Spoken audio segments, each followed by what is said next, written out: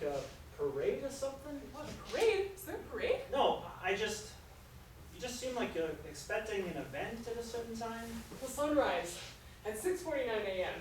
Sunrise? No, you can't see the sunrise from here. You ought to know that if you've lived here. I mean, yeah, there's a glow in that general direction, but that's about it. Oh, but you're wrong. And let's see, 2 minutes and 12 seconds, you will see the sunrise at the end of this boulevard on the horizon due east. Horizon? No, just stock stone and cement and still buildings in every direction. Except for today. Don't you know that today is the spring equinox? Yeah, of course. The first day of spring, right? Yes, and you will see the sunrise at the end of this canyon of skyscrapers on the horizon, but only on the equinox, and only if there are no clouds. I mean, how often are there clear skies in New York City? I've been checking the forecast for the equinox for years now, ever since. Wait, do you see the rim? Do you see the glow? It's about to rise. So, you check the forecast and... No, the sun, it only lasts seconds. Look! Wow, that is bright.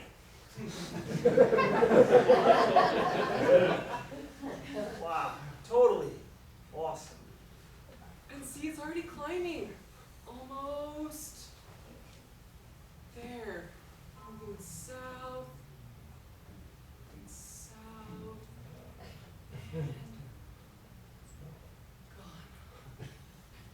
Well, I mean, the Earth was doing the moving, rotating. Oh, Not the sun. yeah, of course, I knew that. But how did you come to find out on this particular day, looking out this particular window, that you could see the sunrise on the horizon of New York City where, well, you could ask the average New Yorker to point at the direction of the sunrise and they'd look at you like... I know, right? That's why I'm here. Why I woke you in the dark. I was awake, sort of. Well, so anyway, the first year that we moved in, my ex, we moved in January. I get up early every morning to work out in front of this window. And hit my head sometimes, So it must have been one morning, it must have been March 21st. It's usually the equinox is the 21st. Sometimes it's the 20th, but anyway, this one morning, I was working out and I looked up and I just saw the sunrise. I mean, I just saw it. And I said to myself, so you can see the sunrise from this window. And I got to thinking, you can see the sunrise from this window. But then the next day, of course, it wasn't there. So then I didn't think about it very much. But then 6 months later, there it was again. So then I kept an eye out for it. And every 6 months, I get up early just to watch the equinox. And sometimes it'd be cloudy, and I'd be really bummed. But I got to thinking, I bet there aren't many places in New York City where you can watch sunrise from an apartment window. So I decided to do some research. Oh yeah, can I get you a cup of coffee? I don't drink coffee. So I tried to call. Tea or water? Never mind. So you tried calling? I tried calling the New York Astronomical Society. Good thinking, I guess. Well, I figured they know why the equinox lines up with this boulevard here.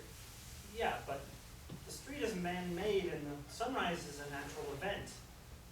I just don't see. So what'd they say? Oh, they never answer my voicemails or my emails. So then I tried calling the New York Archaeological Society. I spent hours looking at the old plats and records. Did you know that most of New York City streets were built on paths that were first created by the ancients? People that lived on Manhattan Island hundreds of years before the Europeans. Yeah, I've heard that Wall Street was built on a for real wall, like a fort. That was built on Manhattan? That was after the island was colonized. I'm talking about hundreds of years before that. I believe ancient people walked a path that led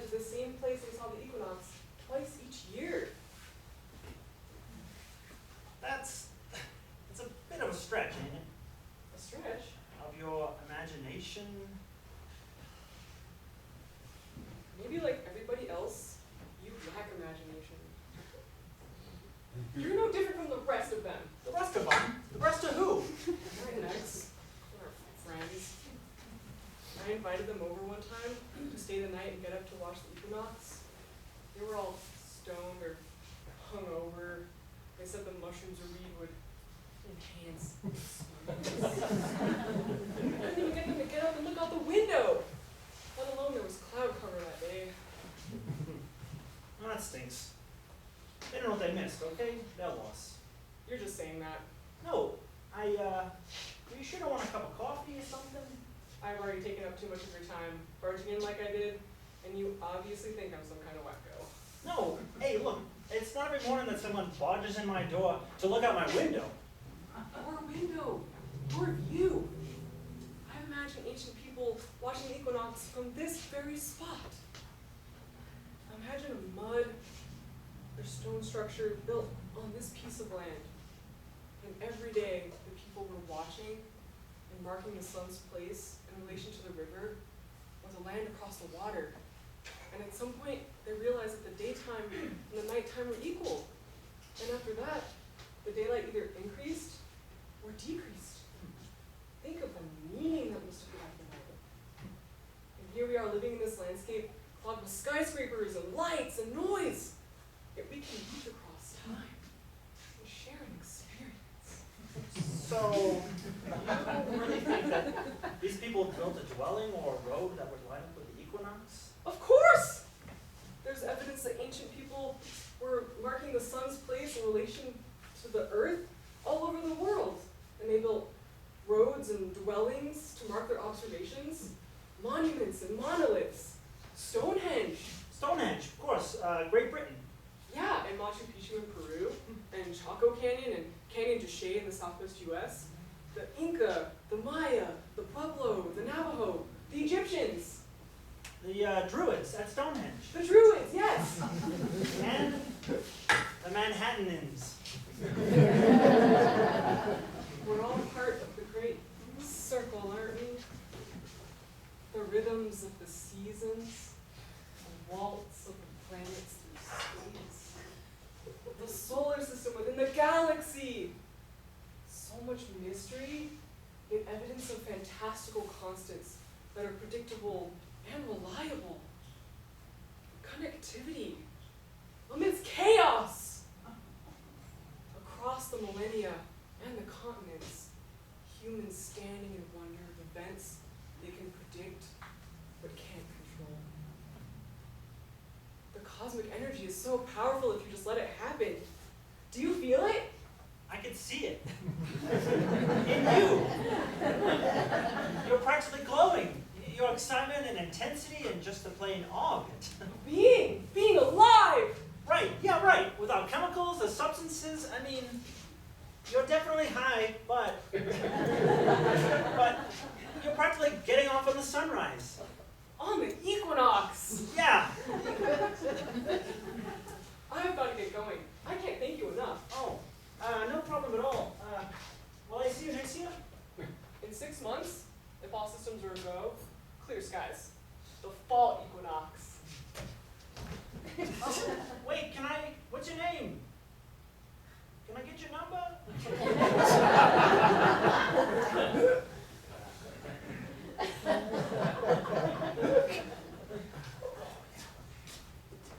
I check Google. Next fall equinox, September 20th, all right. Check weather. Check calendar.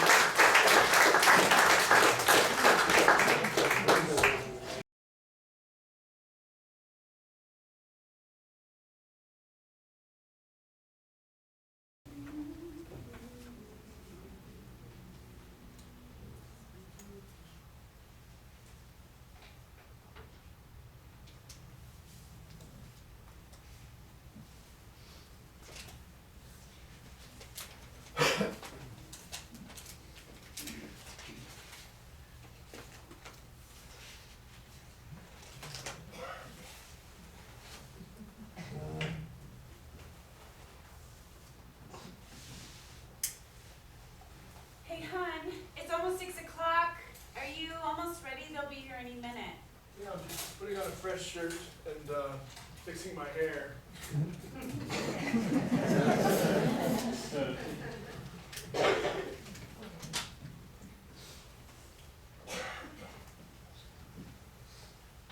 Hey, hold on just a second. Just relax. I just want to look good for your new friends. Oh, thanks. They're not really my friends. I've never even met him yet, only her. And where did you meet her?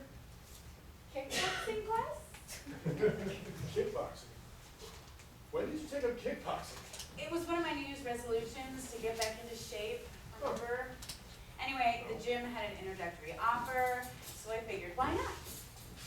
Yeah. And that's where I met Starr. She's not the instructor, but she may as well. She's ridiculously fit, has a wicked uppercut, always volunteering to demonstrate for the class. Anyway, oh, the instructor? His name is Thor. Thor. This non-Norse godlike creature, he loves her. Made a big point of helping her with her donkey kick while the rest of us are just trying to get the hang of our front and side kicks. Anyways, we ended up sparring partners, and we sort of hit it off, so we went out for smoothies afterwards. And she seems actually kind of interesting, and even interested in me. So, one thing led to another, and I invited her and her fiance, Devin, I think it is, over for dinner tonight. Well, it sounds promising. I hope I pass muster. Not with language like that. Pass muster? Really, Michael? Nobody talks like that anymore. It makes you sound old. These are young people. We need to try to sound as young as possible. Okay, I get it. No more middle-aged metaphors from yours truly. Just hip witticisms for Devin and Starr. Thank you. Oh, and it's Starr with 2 R's? What does that have to do with anything? Well, when you said her name just now, it sounded like you were only using 1. It's really important to her that people know that it's Starr with 2 R's. Oh, I think I hear them. Check the window. Oh. Oh, yeah. Yeah, it looks like them. Oh, it looks like there could be a problem. They might be having an argument. Yeah, she looks pretty furious and he looks miserable. Yes. Yes, he does. I think they're fighting. What are they fighting? I don't know. Could be anything. I kind of feel for the poor guy, though. Poor guy. Really, Michael? You assume that she's the aggressor and he's the victim here? Well, you have to admit, he looks pretty pathetic. And she looks kind of scary. Wait. Oh. What are they doing? They're walking around the car. Oh. He's getting in the driver's seat. She's not getting in. He's leaving.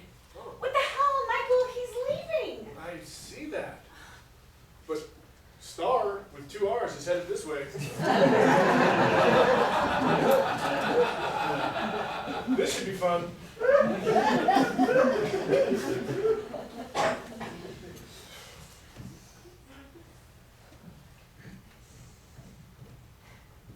Hi, welcome. Come in. Thank you for coming. This is my husband, Michael. It's nice to have you here. Pleasure to meet you. Yes, it is. You're probably wondering who Devin is. Devin? Oh, Devin. We'd almost completely forgotten, right, Michael? Yeah, forgotten altogether. Why don't I take your coat?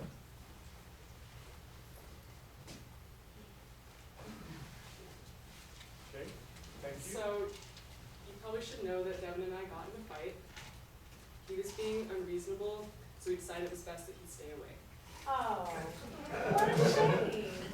I'm sure you had every right to be put out. But we can get along just fine without him, right, Michael?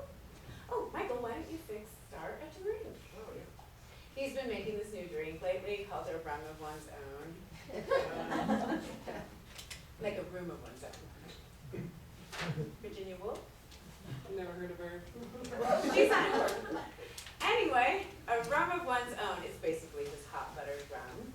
Perfect for a cold night like tonight, and who needs a man around with a drink like that, right? I don't drink. Well, that's a shame.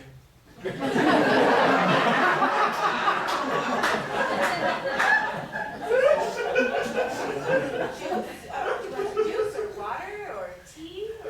Do you have herbal? Well, yes, I think I do. Let me see what I have. Ooh, this looks promising. Pea tendril tea from Madagascar has a delicate piquant quality derived from plants grown in the alluvial plains of the country's central highlands. Sustainably harvested? By traditional tribes. Sure, sounds good.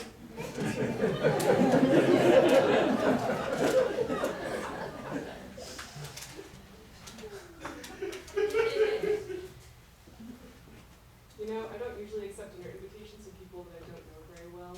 Why is that? Oh, you know. But Carmen seemed like someone I could trust. Well, there's no need to worry. Carmen's a great cook, and we're really glad you're here. You know what, why don't we sit down? I think dinner's almost ready, right, hon? Yes, it is. So,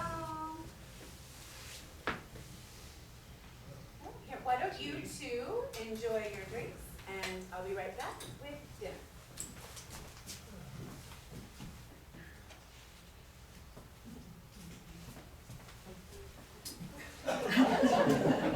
How's the tea? Thank you. So, I heard you're quite a role model in your kickboxing class. Oh, I don't know about that. When did you start practicing? Practicing what? Kickboxing. Oh, I mean life?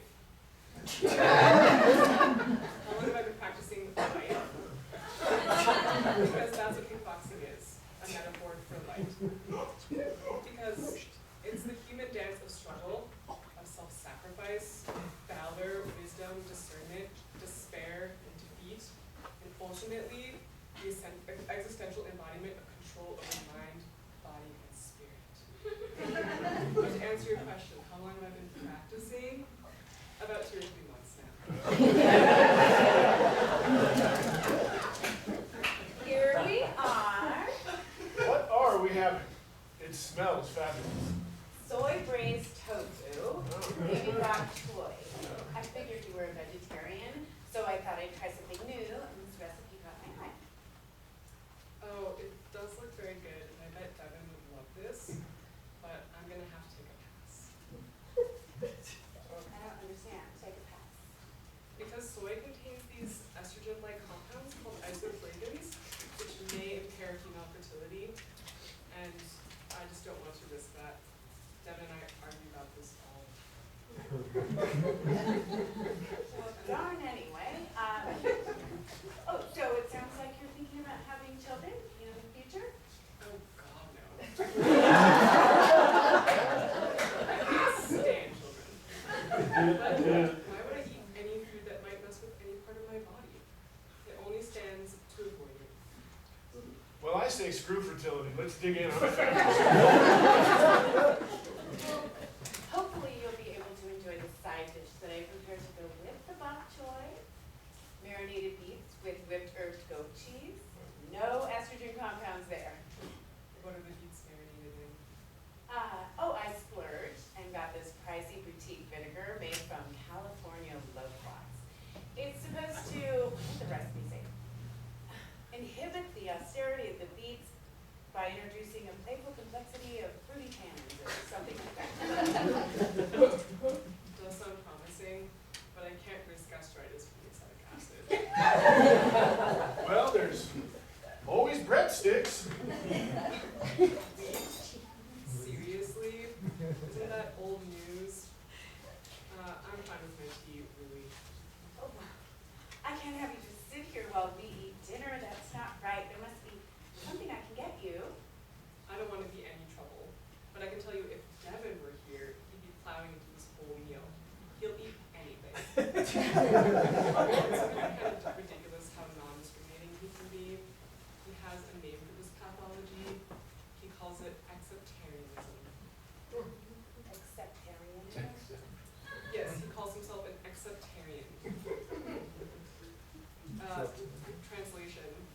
serve it, I eat it. You call it being respectful, I call it not honoring your body.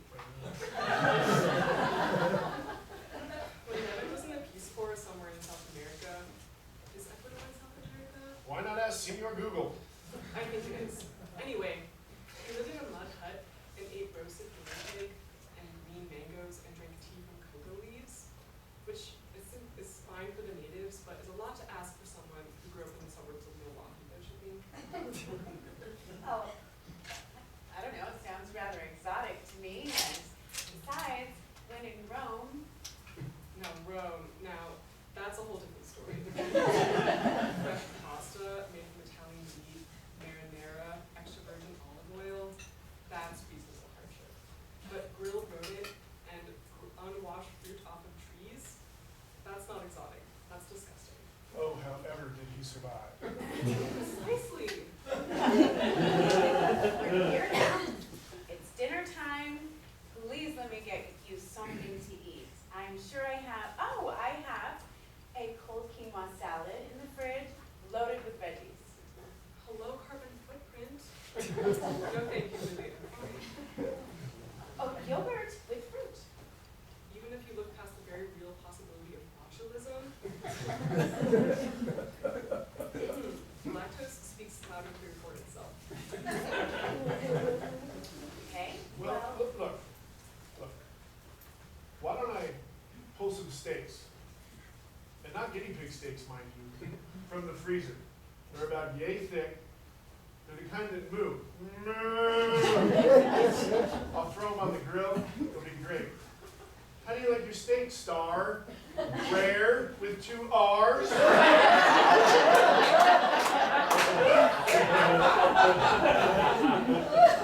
sorry. He's always had a very perverse sense of humor. He was just kidding. It's okay. I understand men like him. Devin does this sort of thing all the time. Oh, what did Devin and I, men like us, do that you know so well? Oh, you know. Oh, it's Devin. I need to talk to him. Oh, maybe it's important. Maybe it's an emergency. I have to take this. Excuse me.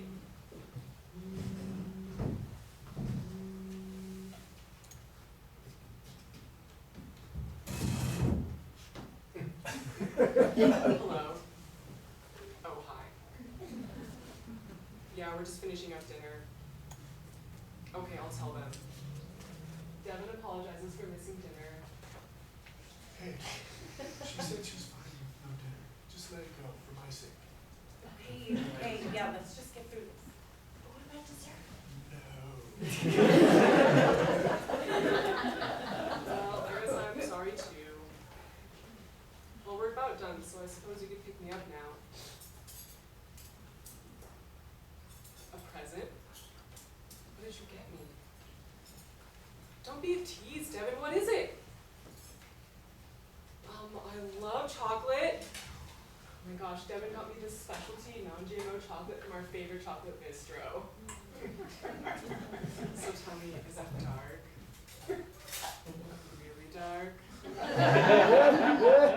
How dark? 78%! Are you trying to kill me, Devin? You know I don't accept anything less than 85% cacao. I'm being unreasonable. Oh, don't you dare throw that Acceptarian bullshit at me, Devin. Well, accept